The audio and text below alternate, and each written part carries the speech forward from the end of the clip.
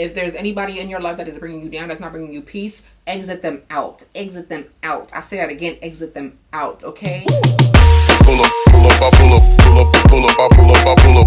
Coucou, what's up everybody? It's Kadija, aka the musingknomad, and I am back again. I hope y'all are doing well. Please don't forget to like, comment, subscribe. It really helps your girl out. I'm trying to get to 5,000 subscribers. So subscribe, like this video so everybody else, if you like it, it's gonna alert YouTube that, oh, people like this video. Let me share this to other people. So like this video, okay? I mean, you keep coming back anyway. Like it, subscribe, and let's get started.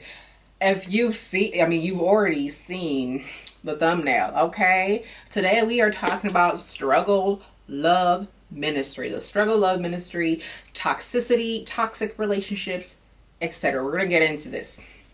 And we have our patron saints of the struggle love ministry. So in the thumbnail, you saw Fabulous and Emily, you saw Cardi and Offset, you saw T.I. and Tiny, Chloe and Tristan, and Melissa, Benoit, and Blake Jenner. We're gonna get into each of those couples individually. But yeah, you know, get yourself a cup of tea. You know, this might be a little bit long. And let's get started. And let's have the discussion section popping. Let me know what you think about this. And let's get started. Let's try to identify struggle love ministry. For me, this is just my personal point of view, right? Struggle love ministry basically is the idea that you, when you're in a relationship, for it to be considered a worthy relationship, you must undergo some form of toxicity and struggle, and you must overcome things in order for this to be a viable relationship, basically, right? I don't understand why or how, but I think let's break it down. Let's break it down with society at large, right? I guess if we look at like romantic comedies, or we look at books that talk about love, in many of these books, oftentimes when we see the relationships that are, you know, flourishing, there is an element of struggle in some way, right? And maybe because of this depiction that we see in media, this is why people think that this is normalized and this is okay. So let me see. I'm trying to think of an example. Like, honestly, I feel like we can use any example. We can look at fairy tales, children movies. Let's use Little Mermaid, right? The struggle of her changing her entire being for the love of some man, right? Or let's use, I'm trying to think of one right now. I can't think. Any Tyler Perry movie. Any Tyler Perry movie. You know how he do. But in so many movies, there's always this depiction that you must overcome something, you must go through something in order for this to be a worthy love. And I think that is really a shame that this is the idea that we learn from such a young age, and we think that when we find a relationship, it must have some level of toxicity in order for this to be considered a good relationship, right? So if you come from a home where you've seen trauma, where you've seen, you know, a lot of toxicity, you, for whatever reason, also want to, because you think this is normalized, you want to have that in your relationship. And I think until we start unlearning these things, people are going to continue putting themselves in situations like this. And I think as well, until people start really valuing themselves and really knowing that, like, I accept this, I will not accept this, I love myself enough to walk away, etc., etc. Until people really get to that point in that stage, in that point in their lives, unfortunately, they are going to fall for things like this. And I don't want any woman, anyone actually, facing struggle love relationships, because it's not worth it. Okay, we've seen with our patron saints of struggle love the ups and downs, and some of them it's even violence, where it's, you know, domestic violence, etc. And one of the things that I've also kind of witnessed with regards to people that are in struggle love relationships, I think there is a level of, there's a lack of self-worth, there's a lack of self-esteem and self-confidence. Because for me, that's the only way I can rationalize why anyone would want to continually put themselves in a situation where they know better, but they don't want to do better and move on. And I understand there is always going to be that one person who will string you along, and you might, you might have a couple tries at that relationship because you love that person, etc. Like, I'm sure some of us have been through that, okay? I understand that that happens, but there's also levels and of things that you will not accept, right? For me, respect is very important. Like with my partner, there's certain things that is not acceptable. I can't think of the word, and this is going to be a bit controversial. So like for me with my partners, there's certain things that, even though respect is very important, there's certain things where like I can do it, I get a pass, but you can't. For example, you know how a man's voices, their voices are real strong and deep and shit. Like my man cannot yell at me. You cannot raise your voice like yelling at me. That's not happening. We both understand that. However, and this isn't right. This isn't right. This is just me with my partners, right? I may yell like, what the fuck are you doing? Like I can, but you can't yell at me. And I'm not saying that's right, but that's something we have, and we're cool with that. I mean, and there's not often where I'm gonna like, you know, go off or whatever. Like that doesn't happen often. But if I do, you ain't about to yell at me. And I'm not saying that's right, but that's just something that works for me and my partner, and that's how it is. And you ain't gonna yell at me, but I can yell at you. I'm not saying it's right, but that's something I do.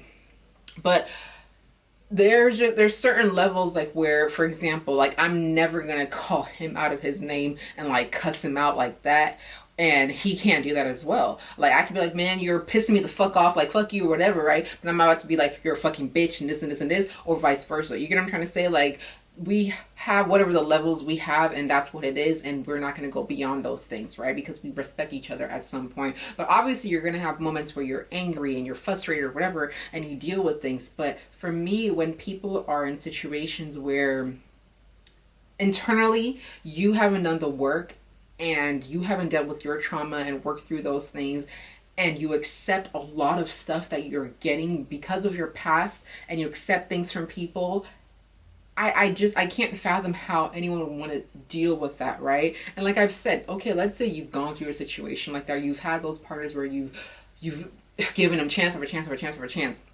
Like if there's a cap for you where like this, you're not going to disrespect me after this, keep that cap and keep it pushing. Don't stay in a situation like this. Let's use Cardi, for example, right? This man has dogged her out several times. We've seen proof of it with his people coming out saying this about him or whatever, and time after time after time after time she ends it, he comes back, and they just have this toxic like cyclical relationship that just doesn't seem never ending. And here she goes again trying to say she's gonna divorce him, and then boom, he bought her feelings, and now they're back together. This toxicity, this isn't healthy. And one thing I want to address as far as like why people, especially women, stay in situations like this, I don't know if it's because of the kid situation, because with all the couples that you saw in the thumbnail, I believe all of them except one had children or a child together. And I'm like, is it because of your children? Is that why you want to stay and sustain something like this? Because for me, I think that's super selfish. If you think like staying together with that partner is healthy because you want to have like a two home whatever thing, or two parent home for your child, but you're gonna have toxicity like this isn't gonna benefit your child, because you're showing your child, this is what is acceptable in a relationship. This is how you should allow me to treat you, because kids learn and they pick up from these things, right? And then in turn, they're gonna internalize all these things and then take this on in their adulthood into their relationships, and that isn't healthy. And for people that do that, I don't understand why you think this is the right thing to do.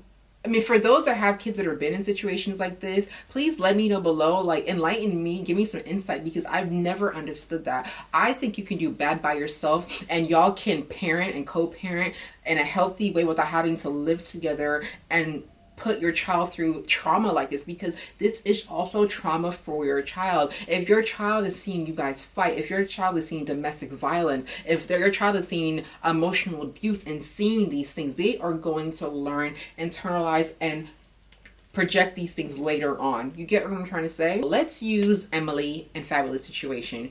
We've heard he is violent. He's punched her teeth out, threatened to kill her family members, and this is the most tumultuous relationship I've seen. From domestic violence to, it's just toxic beyond belief, and she has children with this man. And I'm like, what are you showing to your child? Both of them. The onus isn't just on her, because they're both in this relationship. They both have these kids, and they're both showing forth these examples for their children. And I'm just like, why? they're witnessing all of this. And with regards to Melissa Benoit and Blake Jenner, I believe end of last year, she came out saying that, you know, she was in a domestic violence situation and he was abusive to her, etc. And this man had the nerve to basically write an essay to justify, for, because to me he says he takes ownership in it, and then if you read the article, he basically kind of justifies kind of why he did it, because you're saying they're both toxic for each other, and she did things to me, so I did things to her. And I was just like, your PR people allowed you to write this? And he said something that I thought was so interesting. Okay, so he called domestic violence situational. What did he say? Situational. Oh, he called it situational couple violence. That's what he called domestic violence. So that's a new word, right? So we see the situational couple violence with regards to the likes of Emily and Fabulous, and also Melissa and Blake Jenner. And like, domestic violence obviously is a very touchy subject, and it's, you know, and I'm not making light of it in any way, but I chose these two couples as well because I wanted to include them within the spectrum of struggle love ministry, right? So you have the spectrum of the Chloe, the Cardis going through all, you know, the cheating and the emotional roller coaster, and then you also have the end of the violence portion of it where it can lead to that, right? So that's the reason why I had to include them in this, because obviously, you know, struggle of ministry comes in many forms. And when people are in a violent situation where you're being manipulated, where you're being gaslit, where you're being, where you see the red flags, but you don't take note of it and you ignore them, and then later on it becomes, and it snowballs into something bigger than what it should have, than what it needed to be. I want people to know, you know, than what it needed to be. These are examples of struggle love, right? It's like, you, for whatever reason, like we've already talked about how because of the imagery we've seen in the media, this is why we think this is what love should be. And I want to give an example of what I think is healthy love, right? And obviously they're in this beginning stages of their relationship, and we're not going to know the ins and outs of their situation until, you know, in the future. But I think a couple that I've seen as of recent who has and who's shown sign of having a healthy relationship would be the likes of Love Island, Jaleb, which is Justine and Caleb. And you see the way they've built the relationship. You see them communicating, addressing issues, and talking to each other in a respectful way, and dealing with, you know, whatever strife that comes along their way respectfully and together as a couple. And then on the other hand, you have another couple, Johnny and Sally, who've gone through some stuff in the show, and you see you see the red flags within Johnny specifically, and how he gaslights and manipulates her. And this is also someone who was, you know, a character on the show who was very strong and fun and whatever, and how the way he manipulated her kind of changed her person.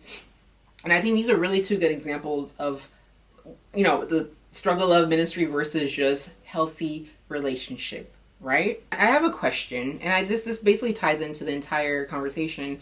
Why do people feel that if there isn't struggle, it's not a loving relationship, or it's not a worthy relationship? I really want to understand why people feel this way, because I mean, we already given examples of domestic violence, of, you know, toxicity, manipulation, all of that stuff. We've already given examples of that.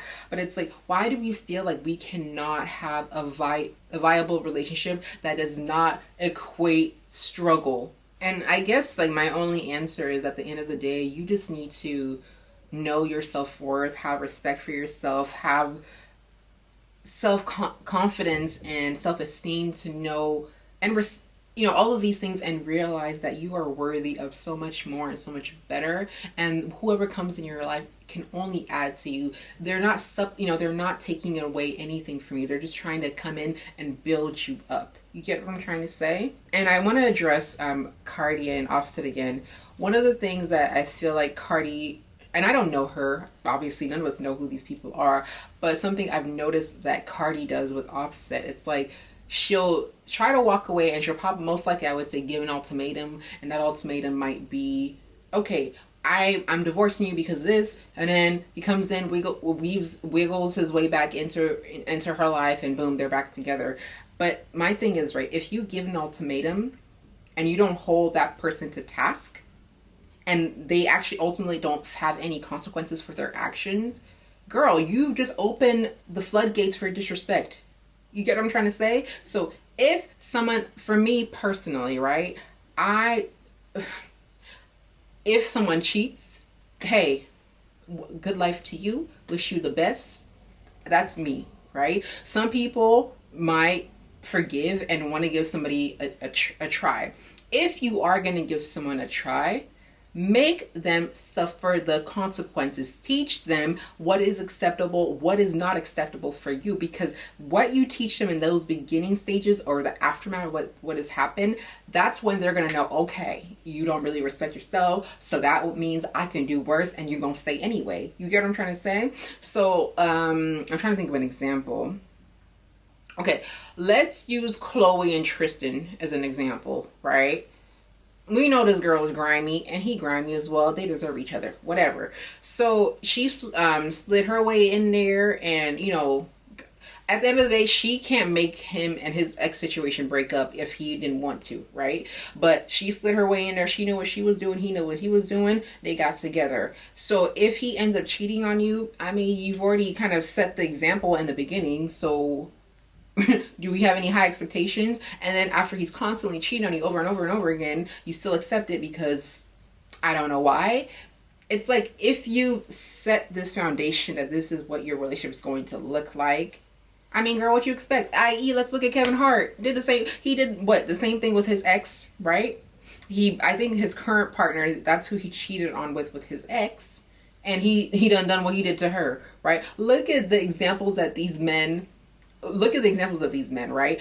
If you don't have actual consequences for something that's been done, no one is going to respect you, and they're going to walk all over you. So girl, if you decide to stay, that's on you. I wouldn't, but that's on you. Have consequences that they have to adhere to, and make sure they prove their worth back to you. But for me, I would just say, step away. You deserve better. Because at the end of the day, if someone cheats on you, they knew what they were doing. Some people are going to say, oh yeah, they may have been drunk and this and that. Ultimately you knew what you were doing. I've been drunk enough to be stupid enough to be like, let me sleep with this person. I ain't done that. So for me, drunk, not drunk, whatever, intoxicated, not intoxicated, you know what you're doing. So if you made a choice to jeopardize your relationship with somebody, that's on you. The onus is on you, and you're going to suffer those consequences. For me personally, mine is, I did it. Like, I'm not wasting my time. Like, if you didn't value me enough, you didn't respect me enough, and you chose to do something like that, then, you know, obviously you don't want to be with me. That's how I see it. For the people that would like to justify it and say, you know, people make mistakes. Hey, some people can handle certain mistakes, others can't. And for me personally, I'm not that one. I'm not going to settle for something like that. I deserve the best, and and my love is important. And I give a lot when I am, with someone. And if they destroy a level of trust, it's done. That's just me. But other people see things differently, and like I said again, if you see it that way, at least make sure the person has suffered the consequences. Make sure they know your boundaries, and if they do not respect them, end it, dead it, point blank. With people that kind of deal with the struggle of that are within the struggle of ministry, I feel like a lot of people are afraid of being single, or maybe not even just being single, being alone. And I feel like everybody needs to I had a friend back in the day who, this girl, I swear from the time that I knew her, I don't ever remember her being single. That's from high school to university. I don't ever remember a point where she was like for real single. It's like on to the next, to the next, to the next, to the next, to the next, to the next. Always needing to be in a relationship. Always needing to be someone something. And I'm just like, damn girl, you can't just be by yourself. Like, you need to have somebody for what? Because for me, I think that shows like you lack something. I don't know what it is. I can't word it right now. But it's like, if you feel like you always need to have something, what about you that you're not, what is it about you that you're not content with? Because being single doesn't mean that you're not happy, that you don't have a full life. You have things that you love, you have people that you love around you, your life is full, you have things. Yeah, a lot of people, for example, could be single by choice, where it's like, you know what, I done been over something this period, I don't want to deal with nobody. If I want to have my side piece to the side, I'll have my side piece to the side, do whatever I need to do with that, but I am single, doing me. I don't need no ties, because being in a relationship is exhausting. Okay, like there's, you know, obviously cute sides and, you know, beautiful sides to it as well, but like having to bear in mind someone else's emotional state and all that stuff, sometimes that's burdensome. Okay, like sometimes being single is nice, like have your side piece, do what you want to do and live your life, you get what I'm trying to say? But being single, I feel people need to stop being afraid of that and really embrace it, because it doesn't mean that you're alone and you don't understand anything. And I think one of the things that's always so interesting to me when people in relationships or in couples want to get advice, and they don't like getting advice from like single people, because they're like, well, you don't even know anything. But I'm like, okay, a coach ain't playing on a team. They're a coach for a reason. I mean, I'm saying that to say, it's like, just because somebody isn't in a relationship doesn't mean that they're not, they don't have the wherewithal or the insight to know what is right, what is wrong, and they're not capable of giving you good advice, right? Coaches coach a team. They ain't playing on a team, but they are giving good advice. They've experienced things. They know things. They can see outside looking in what might be good or bad about your situation. So people that are thinking that way, I'm like, girl, chill out. Like, just because someone's single doesn't mean that they cannot give you a good point of view about like your situation. You know what I mean? And I'm not saying like bear all your situation to people, but you know, keep that in mind. I think for the most part, that's kind of all the things I wanted to touch on with regards to struggle love. If there are things that you have, if there's anything that I failed to mention or anything that you want to talk about below, please let's get to the discussion section pop in.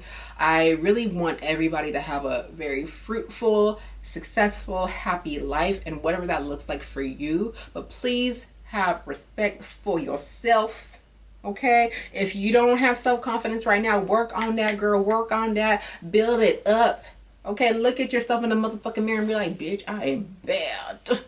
Okay, I am worthy. I am smart. I am this. I am that. Look at yourself in the mirror. Remember what Cat Williams said? You're your own star player. Look at yourself in that mirror and be like, I'm a tiger. I'm a motherfucking tiger, bitch. You get what I'm trying to say? But I really want everybody to be happy. I want y'all to be in dope ass, good ass, healthy fucking relationships, and that is in all aspects of your life: familial, romantic, friendship, everything. If there's anybody in your life that is bringing you down, that's not bringing you peace, exit them out. Exit them out. I say that again, exit them out. Okay, right now we need peace, love, and all that good stuff. Okay, but anyways, let's get to the discussion section poppin'. Let me know what y'all think about this. If you have any questions, let me know below, and I'll see y'all soon for a new video. Don't forget to like, comment, subscribe. Please help your girl get to 5,000 subscribers.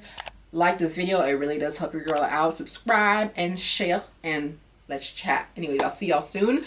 Peace out, bisous, and hugs.